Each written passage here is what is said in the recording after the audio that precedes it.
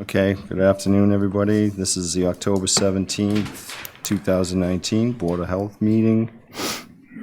Before we get started, just like to remind everybody this meeting is being recorded by video and audio. Is there anything that's not on this agenda that our nothing? Okay, so we'll move on to that and go to Roberto's director's report. So just this one's really quick. We've had a relatively uneventful month. In this one, we still have not received anything from SMAST. I'm still waiting on that. We're pushing for more information. Still trying to get it. We have our new inspector up and running. He's been doing inspections on his own now. We've got him trained on food and moving along. And then we should be going live with electronic permitting process next week. So we're doing some trainings on the iPad for the inspection processes so that we can also do electronic inspection reports starting on Tuesday. So it was just real quick. Yeah. It's been mostly about that than anything else. And we keep getting hammered with plan reviews. We're getting a lot of plan reviews in our office. So it's been really busy. Can I just ask a question about SMAST? I don't know if that was discussed at the last meeting, but I wasn't here. But do we have any way to push this along? We are already withholding the payment. Okay. And I believe that town council is now involved in this. Okay. I know Jeff has been in contact with Libby about this and has asked if legal can do their magic. Okay. Roberto, how are the people in Nantucket about this? We haven't heard much. I know the realtors are pretty happy right now because they're still able to do their transfers without having to put in IAs as long as their systems pass. So realtors are still pretty happy, but we haven't been hearing much. Mr. Stott sent me an email about 3 weeks ago just asking for when the hearing was continued to. And that was really it. That's the only questions I've really been receiving, just when or if. Okay.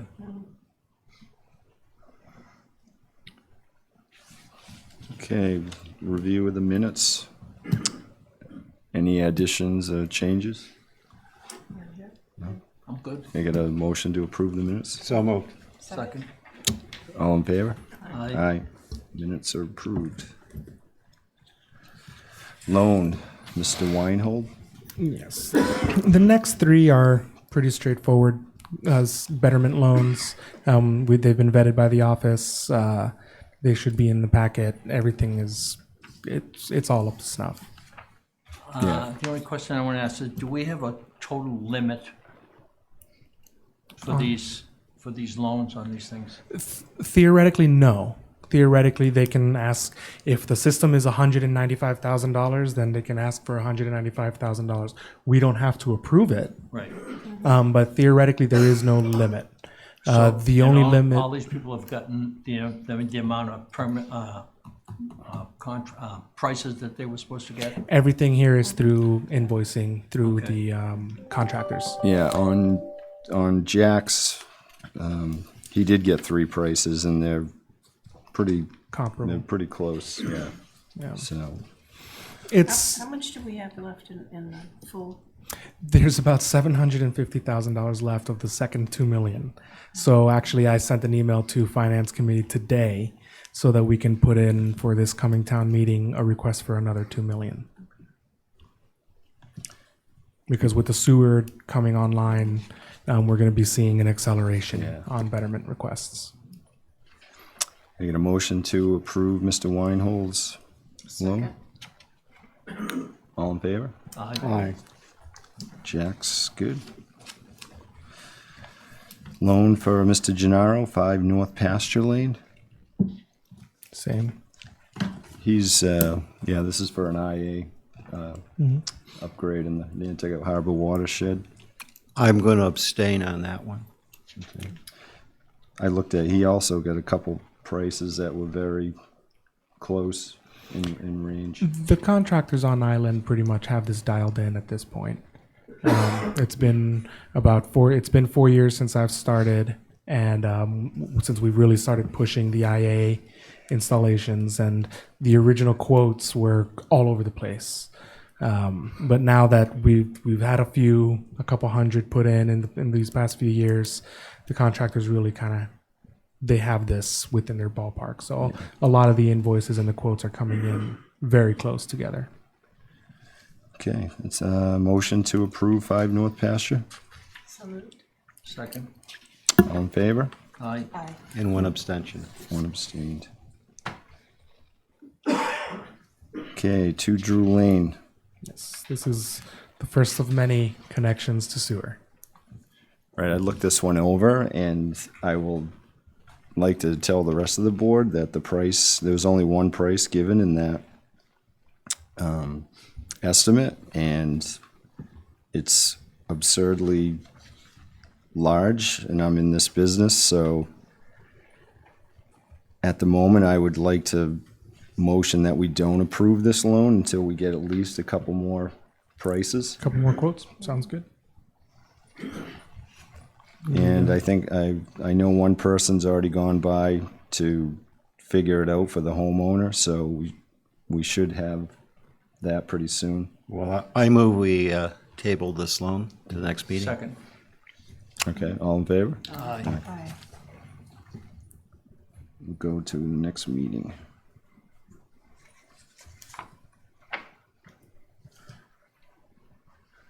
Okay, variance request for 3A Street in Nantucket. Oh, this is, yeah, there's a type.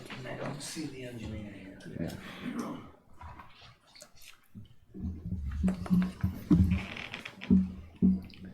here.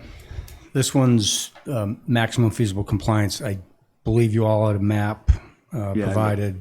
You're familiar with the small lot in Nantucket. So Nantucket regulations require 50-foot setbacks to property lines.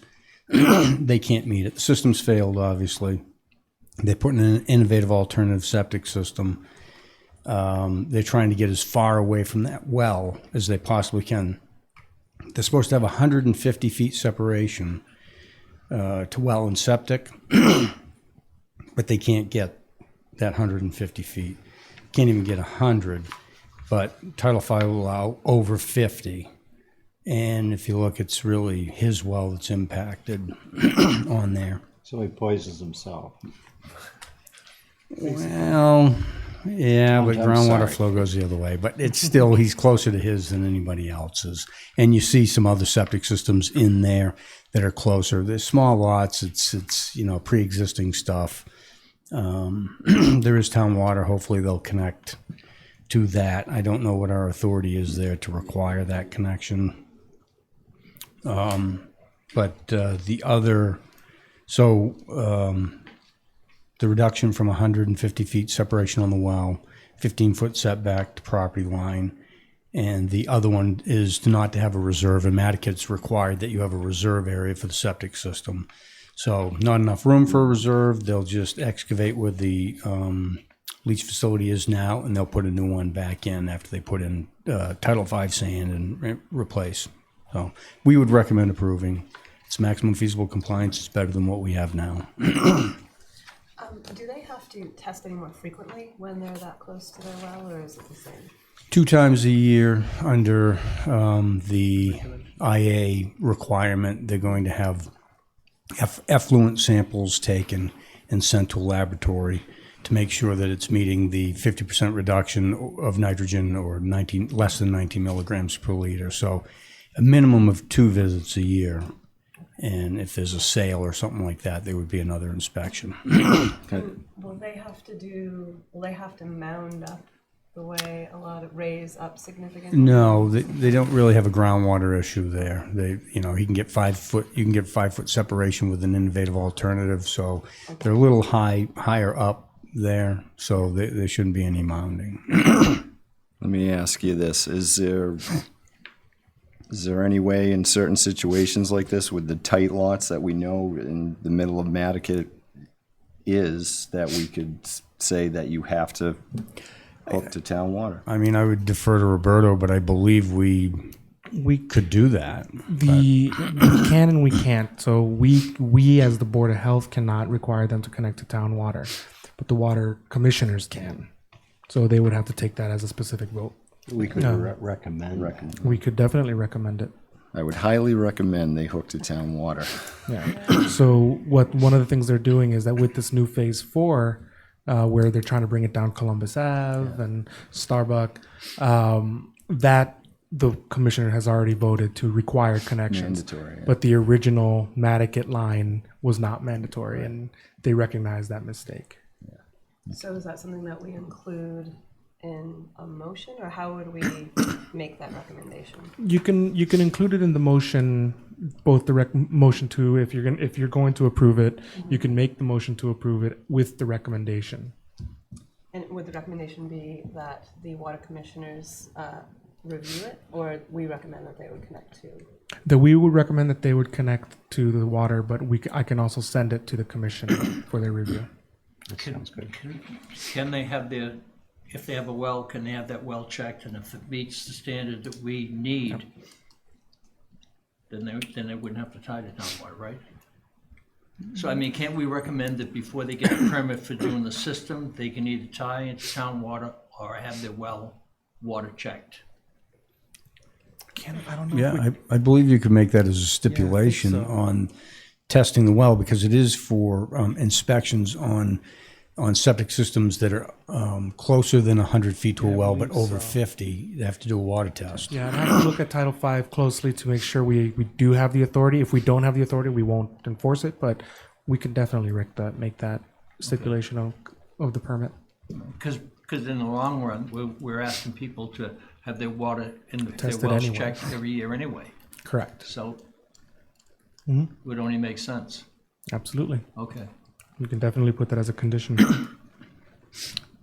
Okay, so can I get a motion to approve the variance with also a recommendation that the board ask the water commissioner to potentially have the client hooked to town water? And any condition regardless. Well, if they don't hook, sorry, to incorporate what you were saying there. Well, what we're trying to do down the line is have everybody have their, if they have well water, have it checked every year. Okay, and if it meets the requirements at the health department, then they would never have to tie into town water. But if it doesn't, then they would be forced to tie into town water. So I think on this recommendation that we're making, that we say that they either tie into town water or they have their existing well tested to make sure that the water from the well meets the standards that the town needs. So you would have to put both of those things in there. You would have to say first that they have the well checked. If the well doesn't pass, then they have to be forced, they would have to be forced to tie into town water. Sounds One or good. the other. What's the enforcement on the testing? Well, Is that up to the owner? Remember, as part of those regulations, they had an opportunity to mitigate the well first before, and if they couldn't mitigate it, they then had to tie to town water. Yeah. So they need to at least So- check the well first. right, Yeah. right, check the well first. Right. Mm-hmm. And if it doesn't work, then they have to tie into town water. Fine. We can. Yeah. And it's, Do we have this? Could someone repeat it all in one phrase? let's start again. For the approval of the variance at 3A with the recommendation that they hook to town water if their well water comes back with an exceedance If the, set if by the them. well water, I would say we recommend it with, first, that they'd have their well tested. If it doesn't meet the recommendations that the town puts forth, then they would be forced to tie into town water in order to get the permit to the system. I like that sound. Is that okay? Yeah. I Okay. don't want to confuse. I do have a question, but I don't want to stop you midway No, go. through Yeah. motion. Let's hear the question The first. question is, I guess where you're coming from, it seems, is sort of the here and now. It seems to me that having a system within 50 feet, making a variance in this situation when there's other septics in the area, I don't know what condition they're in. and then their leach is so close that the having the commissioners look at it, even if they don't have any exceedances now, I would also think that going forward, I would be, I think in this situation, concerned about their water quality. So I think for me, it would be, if there's an exceedance, then the recommendation is that it needs to happen. But even if there isn't an exceedance, I think the water commission should look at it and determine whether or not they should attach the town water anyways. Well, the commissioner has we the decided power at to a make previous meeting, They could make a we recommendation. decided at a previous meeting that there was talk about that because they ran water several places that people were gonna be forced to tie into it. And I said, I brought up, you can't do that because the water that's coming out of the well is the same water that's coming out of the town thing. So if you have a well and you have it tested and it meets requirements, you should not be forced into tying into the town water. Some of the hookups in those places are like $7,000. Right. So if your well water is fine, you shouldn't be penalized and be forced to tie into town water if your well meets the requirements that we need.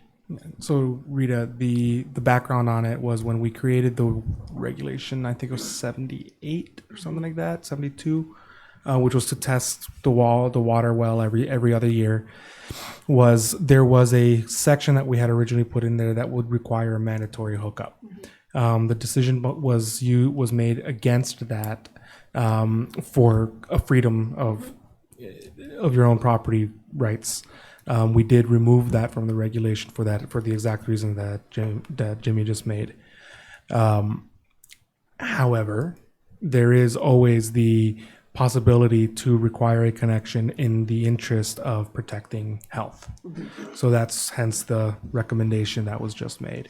And I suppose what I'm thinking is since we don't have the ability to enforce anyways, I think it would be good to at least make a pretty strong recommendation so that the homeowners can be aware that there's some concern. You can do that, but you can't force them to tie into town water.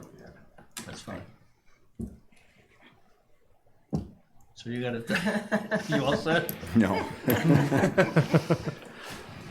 It was simple. In order to get the permit, first you must have if you have well water, you must have it tested to meet the requirements of the health department. If that meets the state. if that meets the requirement, you do not have to tie into town water. If it does not, in order to get the permit, you will be obligated to tie into town water. Okay, so we need a motion to approve 3A with the recommendation that they have the well tested, and if it does not pass the standards set by the Board of Health, then they would be required to Tie into town. tie Which we into could town for health water reasons. Yes, for specific health reasons. right. I'm good with that. Is that your motion? That's my motion. Can I get a second? Second. All in favor? Aye. Aye. Thanks. I would like to point out what you were saying, Jim, but Nantucket is probably the only municipality that spent $3.5 million in 2010 to bring the water to a community and then said hook up when you want. That isn't the case anywhere else that I've ever been to. There's no ifs, ands, or buts. The water comes out there. It's mandatory hookup. That's the reason for bringing it out there. Yeah. You There want to keep your is- well, you can have it for irrigation or anything else. There is case law in Orange County, New Jersey. They brought water out, forced hookups. Somebody did sue the county, and the Supreme Court held in favor of the state, saying that they are allowed to require hookups for health reasons. Right. So in the case of Orange, New Jersey, the water that was available through the well was not did not meet the minimum standards. Right. So what I'm saying is you can raise those standards. So we need to have, when people come in, when they check their well, you have to tell them what the standards are, or they're gonna have to tie into the town water. And the standards are set. Set. They're already Set. set. So, They're set by the state's maximum contamination Okay, limit, fine. the MCL. They're already set. Okay, just thought I'd share that with you. Natural resource pointing, Yes. So this was a request that we talked about even about 3 years ago that we kicked around. So we do all the scallop shanty inspections for their original permits. Our food inspectors go out there, we do the inspections, we issue the scallop shanty, and then the scallopers go out. They do their dredging, they do everything. They bring their hauls back to their shanty, and then once the haul is inside the shanty, the shellfish warden cannot check on that catch because they're not agents of the board. So what happens is it's possible that they are getting scallop seed, they're getting non-approved scallops, which in the purposes of the health department is considered a non-approved source because it's considered poaching. It's the same as somebody hitting a deer on the road and then selling it in their restaurant. So what we're requesting here, and this was a request that was made a few years back, and it comes up every year, and I think this year we finally just decided to put it on, was to just appoint them as an agent for scallop shanties so that they can go in and check that the scallops are properly sized, that they are properly caught, and if they see anything that they can report back to us, and then we can do the enforcement. They're not going to do any on-site enforcement. They're there so that they can do the inspections on our behalf, just so that they can get us the information. Puts a little bit more eyes on the scallops, and it ensures quality. is this something that we have to vote on? And Yeah. Yes, we would have to vote to We'd have appoint to them make as them our agents. agents. So The two positions how do specifically. you pick and choose? How many people will be doing the inspection? So the enforcement will only be our staff, but the people who can go in and do the inspection is just the shellfish warden. It's only two positions: the director of natural resources and the shellfish warden. Just the two positions. So you're adding 2 people? Yeah, just the two people. Just 2 people? Yeah, How just many shanties are there? How many opening places are there? only about. There's only about 15 or 20. Huh? There's only about 15 or 20. On the whole island? Yeah. For the commercial shucking. Yeah. Yeah, they're slowly consolidating. Okay, any other questions? So can I get a motion to appoint the natural resource director and the shellfish warden as agents of the Board of Health for shanty inspections? So moved. Second? All in favor? Aye.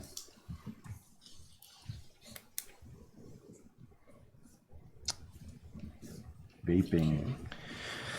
Oh boy. So last meeting we had a discussion about me drafting a regulation to do a ban on vaping, bringing it here so that we can take a look at it, and then possibly doing a public hearing and going forward from there. About 4 days later, the governor decided to issue a 4-month ban on vaping across the state for all vaping products, including marijuana and the non-nicotine vapes as well, the ones that are just flavored. So what he wants to do is get enough time for that the CDC to find out where these issues of lung diseases are coming from, identify the sources, get a regulation written, and get it to the legislation before January 20th, which is when the ban is complete, when the ban is up. If it's not on the floor by January 20th, Governor Baker has expressed interest in extending the ban even further. This ban hasn't hit us that hard because we don't have vape exclusive restaurants, retailers, but it has hit the Cape really hard. It has hit Boston really hard. There are entire businesses that went out of business. So what I was recommending is that we wait on writing a local regulation, because if we were to write one and it's weaker than the state, well, then it's a moot point. If we write one that is a much more strict, then it's even better. And we don't know why we're writing it. But we don't know why we're writing it. So one of the things they're finding out is About 2/3 of all these mysterious lung illnesses have been from illicit sources. So apparently there was a vape oil company in Western Massachusetts that was making these what they call vape juice. They were making these vape juices and they added vitamin E oil to it. And the vitamin E oil apparently is reacting with one of the main ingredients of your typical vape. So that was causing a superheating and it was burning the lungs. It was paralyzing and destroying the cilia and the alveoli inside the lungs. And a lot of youth have actually been losing lobes of their lung due to this. The other 33% or so, they still don't know where it's coming from. They still have no idea what's reacting. So they issued the ban so that they can find out what it is. It's like a government mandated recall is really what it turned out to be. Was the outfit in Western Massachusetts, they weren't illicit, were they were? The outfit in Western Mass was legally making the vape juices for nicotine delivery. They were not legally making juices for marijuana delivery. And the vast majority was happening in the marijuana delivery system. And they don't know why. The epidemiologists haven't been able to pinpoint it. 19 of the cases so far have been from Massachusetts. The other 800 or so is across the country. So this isn't just a local distribution that we've been seeing.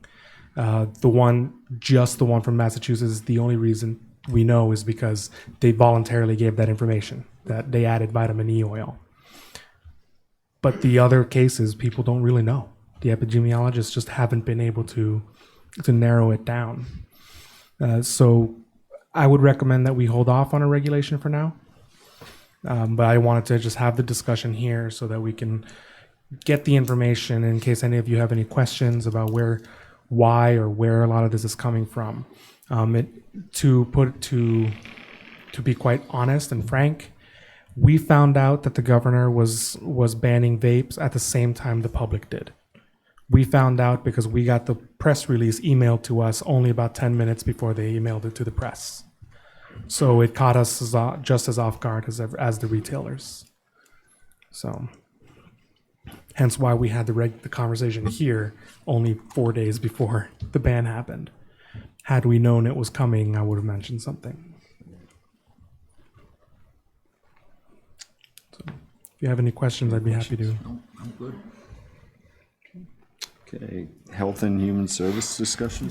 Okay, so with the fire department move being delayed consistently, we haven't been able to merge the departments as expected so far. So I wanted Helene had asked last meeting just to have an idea of where our structure is going to be. So with Rachel being promoted to the assistant town manager, we have posted it so that the applications are open right now.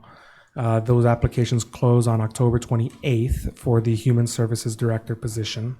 And we expect to have that position filled by mid-November. What it really comes down to is with the merge of the departments, once we move to the fire station, it'll be the health department as we've always known it. And the change in structure is now the Human Services Director will answer directly to me. And the office manager for the Human Services Department will now be working with Anne, our office manager from the health department. Anne will be the office manager for the whole merged department. And then the office administrator for Human Services will be under Anne's supervision. And we'll be working together to get all the information together, to get information out in both community health and environmental health. We've been kind of spinning our wheels in this community health thing for years now because it's been really difficult to get everything off the ground because we get quite hammered and crushed with the environmental health work. We get how many hundreds of plan reviews to the point where it's almost all we do. This merge is going to be really helpful in getting that up and running. Is there gonna be any construction in that building before you move in? From what we've been hearing, it's just minimal. It's just to make it look better and make it, for lack of a better word, habitable. It's let's face it, it's been used for many years as a fire station, so it's got some cosmetic damage. So they're looking to fix the cosmetic, new floors, new paint, getting some mini splits in there for air conditioning, rather than using just the 3 wall units in the summer, and get the heating system back up and running correctly. But other than that, there's not going to be much money being dropped into that building. Okay. Theoretically, this move is temporary. It'll be Natural Resources, Health Department, Human Services in the building together. But the last time we had a temporary move was 15 years ago, and the Plus Department is still at 2 fairgrounds, where they were supposed to be temporarily moved for only 3 years. Right. We're now 5 times that. So we expect to be in the fire station for a long term. What about the garage section of it? The garage section, we're definitely going to keep one bay open as a pass through so that we can work, so the Natural Resources can do the work on their boats and do the boat maintenance that they have to do. The first 2 bays that are closest to the main building, Dick Webb from SMRT is looking at potential uses on. We cannot do any major structural change because it triggers new code, and that's hundreds of thousands of dollars worth of repairs. So we're looking to see what reuse we can do in those 2 bays without having to trigger a full renovation of the building. There's also a classroom trailer that is being moved from Maya Comet Golf Course to the fire station location that can be used as a conference room as well. Depending on the size of it, we may even be able to hold these meetings there. It's pretty big. Yeah. So does the Director of Human Services have oversight of the various mental health and substance abuse organizations, or? So the Human Services Director, as it stands, has direct oversight over our island home, as well as the Saltmarsh Center. We're working to either find a way for our island home to be a little bit more independent so that it's not so codependent on the Director of Human Services. That way that position can be more focused on coordinating with the substance abuse and mental health groups on the island. The Human Services Director will also be overseeing the Contract Review Committee and the Human Services Committee. And it'll be the position as it stands now, only with a little bit of added work in that we're looking to merge a lot of our mission, a lot of the health department's mission with Human Services. So I'm hoping to have that person trained as a community health education specialist, get that certification for them, so that they can provide trainings in CPR, first aid, food preparation, food manager, mental health first aid for youth and adults, so that they can provide those public outreach education portions that we just do not get to, that we're supposed to be getting to in order to be a properly accredited organization. And once the Human Services Director position gets filled, I'll be sitting down with him or her, so that we can merge what it is that they need to do with our strategic plan as well. Because one of the things that Rachel was explaining to me was it was always so hard to do a 5-year strategic plan because you keep getting sucked back into the Our Island Home necessity. So hopefully we can separate those 2 positions and they can be a little bit more independent. Thank you. Okay, board member updates and concerns. Are there some things that people come in here for, looking for variance, that we can stop? This swimming pool thing is really you know? I mean, I have people calling me up all the time, and I think it's real serious for them trying to short circuit the system by not having people there. So it is always a person's right to apply for a variance. Okay, We actually set up, there's a regulation on the books called special variances, where the town, when was this, like 1983 or something, it was passed when the Board of Selectmen was also the Board of Health, passed a regulation saying that any and all regulations people have the right to request a variance. Okay. So we can never stop them from requesting the variance. However, the reason they come to you with the variance is because we've already denied it in-house. So you are the next step. right. And then this next step from you, because you are an official Board of Health by charter, the next step up from you is actually Superior Court. So really, your decision would have to be challenged in court. And that is usually a step most people don't want to take. Okay. Sorry, James, what variances, I haven't seen any since I've been on the board, but what variances do people come for pools? Well, Yeah. explain, we have some, what we call semi-private, Yes. There's private and semi-private the pools. semi-public Right, pools. The one that was, yeah. Yeah, so 3 years ago, the Lodging Association came forward with a request that we change the requirement for a lifeguard to make it a pool attendant with CPR and first aid training, because the lifeguard certification is actually quite difficult to get on island. So the people who had the lifeguard certification were actually kind of holding it hostage, the position hostage for more pay, things like that. So they made a reasonable request that, yes, we're still going to have attendants available and they're all going to be trained in CPR first aid. Then they all have the phone available, a hardline phone so that they can dial 911. And that was a variance the board accepted 3 years ago. Now we're getting, it's a, Rewrote the regulation. yeah, Right. And they had to be present at all times that the pool is all time the open. pool's open. Yes. These people had to be present. Yes, an attendant has to be present.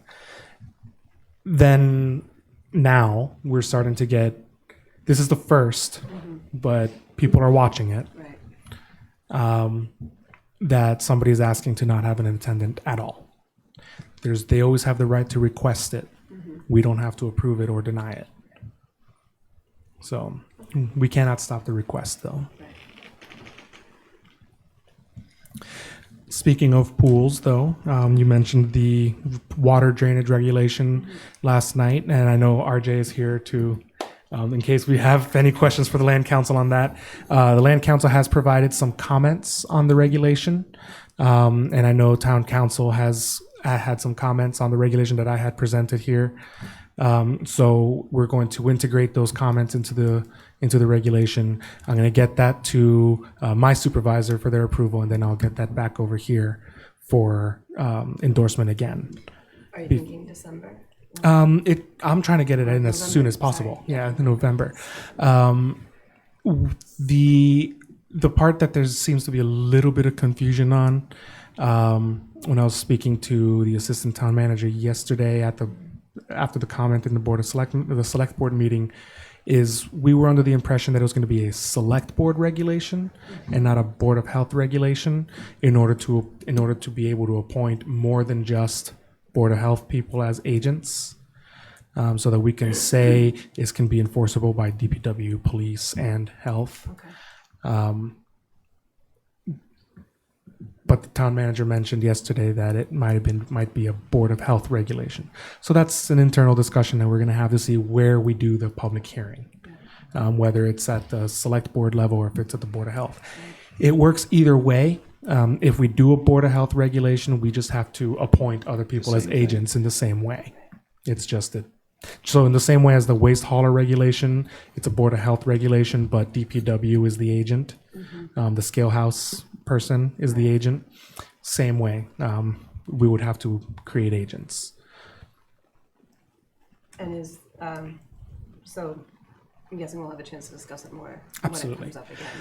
But Absolutely. This is a living document, and I know there is a stormwater regulation that was, or bylaw that was written by a consultant for DPW that might be going to town meeting as well.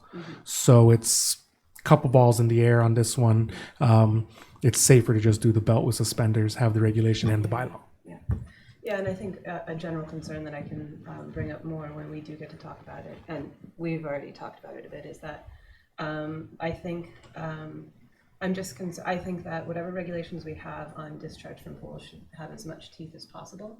And my concern is that some of the way we're going about it right now really relies on it being seen, and A lot of times it is. most pools aren't seen. And what I see regularly is people, not anymore, fortunately, because now people know I've got a little more clout than I did before, but is people draining directly into wetlands and into neighbors' yards where there's wells and there's leach fields. And so I think from a water quality, protecting our water quality point of view, I think having a system that, again, has as much teeth as possible. So I think that this looks like we're going in the right direction, but Correct. I think near future, I think we should be doing more.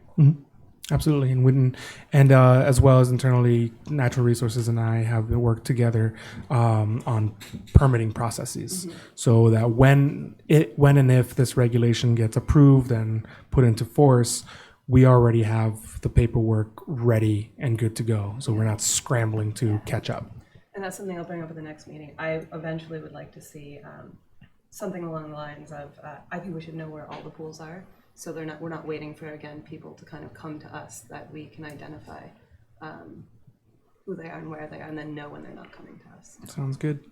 I would like to know that, as well. There's a lot of interdepartmental work that needs to be done so that we can get that. I have one thing, it's been suggested that someone from Select Board is on the Genetic Mice Steering Committee. So I would, and the way we had set it up was that would be appointed by the board, but I imagine we'd have to have the Select Board appoint who they would want. The steering committee has to sort of reform itself. It's a little confusing about its roles and responsibilities. We presently don't have a chairman, so we'd probably have a meeting in January or February. We'd anticipate we'd probably still have 2 meetings a year, but we're not quite sure what we're steering or what the steering committee is actually supposed to be doing. So should I just talk to your chair and say we need someone from the Select Board? Yeah, absolutely. I'll mention it to her. Yeah, I'll send a formal note, just to appoint somebody, and it'll be a meeting in January, February. And that first meeting will have a lot to do with, we have to really define what we're gonna do. Yeah. And then we would come, since the appointing board is actually the Board of Health, then we would bring back the results of that to this board, suggesting this is what we really are and not what we think we are for this board's approval. Is there a reason that it sort of unraveled a little bit, or? No, it didn't really unravel. I mean, the first meeting was kind of very informal. And we're not quite sure what our goal, what we're supposed to be doing. I mean, that's a lot of the major problems. Are we advisor to the Board of Health? Are we supervising the people at MIT? Are we representing the town to MIT? And I think if we get a meeting and organize that, then we will give our suggestions back to this board for your approval. But I think it would be best to have a select person on whatever this committee ultimately becomes. Mm-hmm. I agree, and I think, I apologize, Roberto, I've got the contact of the person that spoke to me about the UN conference, the biodiversity yes. conference, and I've got a note now to send that to you. I do think, again, that having select board members is key, because